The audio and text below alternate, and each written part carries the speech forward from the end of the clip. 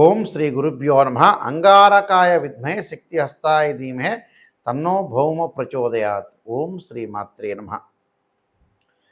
కుజగ్రహము భూ వివాదాలు, గృహ నిర్మాణము, వ్యవసాయము, ప్రమాదాలు, గొడవలు, తగాదలు, కోర్టు సమస్యలు, ఈ కెమికల్ కంపెనీసు, మెడికల్ ల్యాబొరేటరీసు, ఇవన్నీ కూడా తెలిపేది ఏమిటంటే అంగారగ్రహం. అలానే వివాదాలు, ఆర్గ్యుమెంట్స్ కూడా తెలిపే గ్రహం అంగారగ్రహం. అంగారగ్రహం ఆగస్టు 26వ తారీఖు సోమవారం మధ్యాహ్నం 3:25 మృగశిరా నక్షత్రం 3వ పాదం ప్రవేశించటంతో పాటు అక్టోబర్ ప్రవేశించేయటం, అక్టోబర్ 20 ఆదివారం మధ్యాహ్నం 1:30 కుజుడు ముఖ్యంగా మృగశిర 3, 4, ఆరుద్ర నక్షత్రం 1, 2, 3, 4 పాదాలు, పునరస్సు నక్షత్రం 1, 2, 3 పాదాల్లో కుజుడు 55 రోజుల పాటు మిథున రాశిలో సంచారం చేస్తాడు. అంటే ఆగస్టు 26 నుంచి అక్టోబర్ 20వ తారీఖు వరకు కూడా మిథున రాశిలో కుజుడు యొక్క సంచారం వల్ల ఆ ద్వాదశ రాశుల వాళ్ళకి ఎలాంటి ఫలితాలు ఉంటాయి. అందులో ముఖ్యంగా మృగశిరా నక్షత్రం 3, 4 పాదాలు, ఆరుద్ర నక్షత్రం 1, 2, 3, 4 పాదాల వాళ్ళకి, పునరస్సు నక్షత్రం 1, 2, 3 పాదాల వాళ్ళకి కూడా ఏ విధంగా ఉండబోతుంది, ద్వాదశ రాశుల వాళ్ళకి ఏ విధంగా ఉండబోతుంది. కుజుడు 55 రోజుల పాటు సంచారం చేస్తుంటాడు. సహజంగా తన రాశి నుంచి మనం చూసుకునే వ్యక్తులందరూ కూడా ఇదంతా కూడా గోచార ఫలితం అంటారు. అంటే this is the transit system అంటారు. 3, 6, 11 స్థానాల్లో ఉంటే కుజుడు మంచివాడు, మిగతా స్థానాల్లో ఉంటే మిశ్రమైన ఫలితాలు జరిగే అవకాశాలు, చెడు ఫలితాలు జరిగే అవకాశం అనేది ఒకటి ఉంటుంది. ద్వాదశ రాశుల వాళ్ళకి ఏ విధంగా ఉండబోతుందో ఒకసారి మనం పరిశీలన చేద్దాం. మిథున రాశి వాళ్ళకి 55 రోజుల పాటు ఉండే జన్మంలో కుజుడు యొక్క సంచారం వల్ల భార్యాభర్తల మధ్యలో కలహం లేకుండా చూసుకోండి. ఒకవేళ ఈ 55 రోజుల పాటు విరోధులతో కానీ, బంధువులతో కానీ, మిత్రులతో కానీ సహనంగా ప్రవర్తించండి. మన సహనమే మన జీవితానికి, ఓర్పు అనేది ఉంటేనే మన జీవితంలో మనం ముందుకు వెళ్ళగలుగుతాం. ఓర్పు అనేది చాలా ఇంపార్టెంట్. కార్య విఘ్నాలు జరుగుతుంటాయి. ఏదైనా మన కార్యక్రమం మొదలుపెట్టేటప్పుడు కొంత విఘ్నం జరుగుతుంది. కాబట్టి విఘ్నేశ్వరుని ఆరాధన చేయండి, విఘ్నం కలగకుండా ఉంటుంది. విఘ్నం కలిగింది కదా అని మనం మనస్తాపం చెందొద్దండి, మనోవిచారంగా ఉండొద్దండి. సైకలాజికల్గా మెంటల్లీ డిజార్డర్ ఉండద్దండి. శత్రు వృద్ధి, తీవ్రమైన ఉష్ణ సంబంధమైన అనారోగ్య విషయంలో శ్రద్ధ పెట్టండి. జ్వరం వల్ల, కత్తి వల్ల రోగాలు రావటం, గాయాలు జరగటం, శరీరం రుగ్మతలు, పుండ్లు వచ్చే అవకాశాలు ఉంటాయి. బీపీ, షుగర్ ఉన్న వ్యక్తులు కూడా బ్లడ్ సంబంధించి సర్క్యులేషన్ విషయంలో కొంత శ్రద్ధ చూపించండి. ఆస్తమా ఉన్న వ్యక్తులు కూడా. బంధువుల విరోధము, కుటుంబ కలహాలు రాకుండా కాపాడుకోండి. ధనలాభం కలుగుతుంది. ఉద్యోగపరంగా ఇబ్బందులు అనేవి ఉండవు. ఉద్యోగ భద్రత అనేది ఉంటుంది. నిరుద్యోగులకు కూడా ఆశించినంత ఉద్యోగం వస్తుంటుంది. అలానే భూ సంబంధమైన వ్యవహారాల్లో, వివాదాల్లో చిక్కుకోవద్దండి.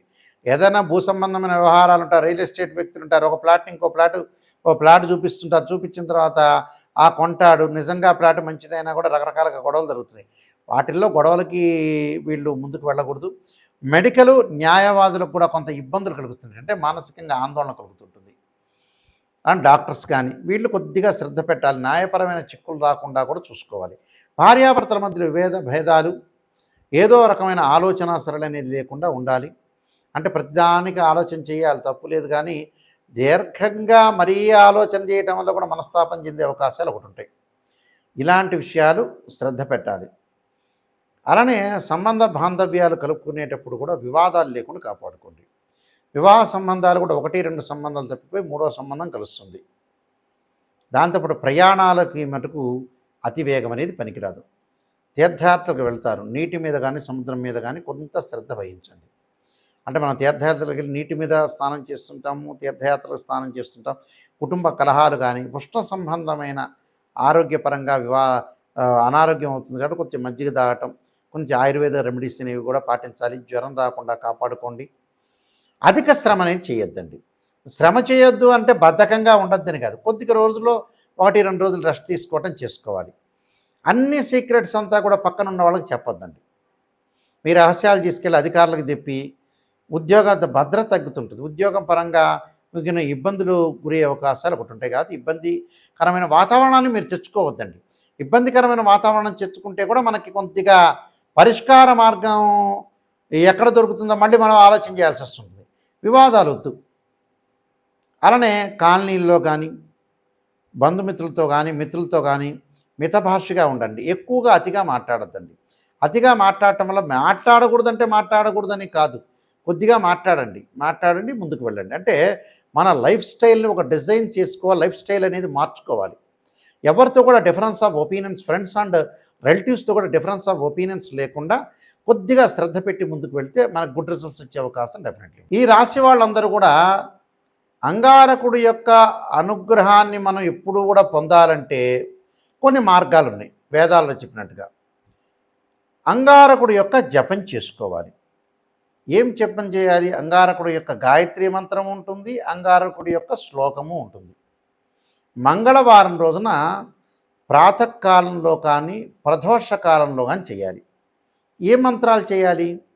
అంగారకాయ విద్మే శక్తి అస్తాయి ధీమే తన్నో భౌమ ప్రచోదయాత్ అనే మంత్రాన్ని, ధరణీగర్భ సంభూతం విద్యుత్కాంతి సమప్రభం కుమార శక్తి అస్తంచ మంగళం ప్రణమామ్యం అనే మంత్రాన్ని చక్కగా చదువుకోవాలి మంగళవారం పూట.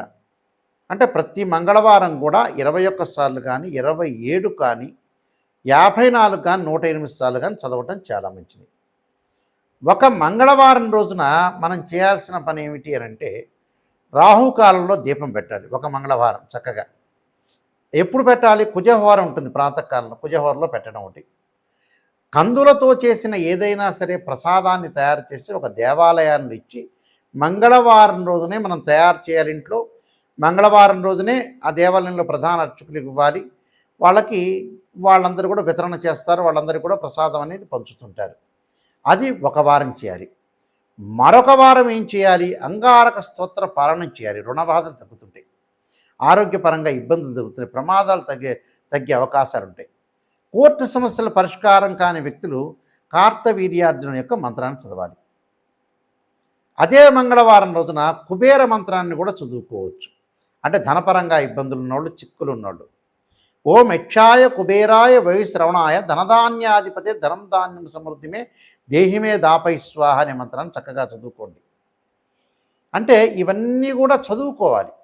వివాదాలు, ప్రమాదాలు, ఆరోగ్యపరంగా నష్టము, భూ సంబంధమైన వ్యవహారాలు ఉన్న వ్యక్తులు కూడా కందులు దానం చేయండి. అంటే రియల్ ఎస్టేట్ రంగం వాళ్ళకు కానీ, భూ సమస్యలు కానీ, ఇళ్ళు కొనుగోలు చేయలేని వ్యక్తులు కానీ ప్రతిసారి కాలయాపన జరుగుతుంది. ఇలాంటి వాళ్ళందరూ కూడా కందులు దానం చేయండి. బ్రాహ్మడికి కందులు రాత్రిపూట నానబెట్టి ఉదయం పూట ఆవుకు పెట్టండి. వీలైతే అంగారక జపాన్ని చేపించండి. దీనికంటే శ్రేష్టమైంది ఏంటంటే 10 శివలింగాలు పెట్టి అంగారక పాశుపతాశ్రుద్రాభిషేకం. కుజదోషం అంటారు. 2, 4, 7, 8, 12 స్థానాల్లో ఉంటే కుజదోషం అంటారు.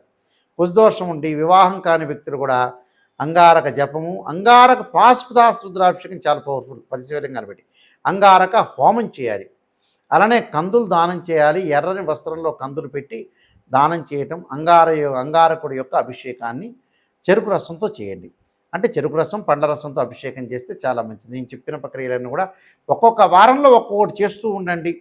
ఎందుకంటే మనకి 55 రోజుల కాలంలో చాలా మంగళవారాలు వస్తాయి కాబట్టి అప్పుడు చెయ్యండి. చేస్తే చాలా మంచి జరిగే అవకాశాలు ఉంటాయి. సహజంగా కుజుడు 45 రోజుల పాటే ఉంటాడు. ఈసారి ఏంటంటే ఒక రకంగా ఒక 55 రోజుల కాలం పాటు కుజుడు ఉంటాడు కాబట్టి మనం చక్కగా అంగారకుడి యొక్క ప్రార్థన చేస్తే మనకి అన్ని మంచి జరిగే అవకాశం ఒకటి ఉంటుంది.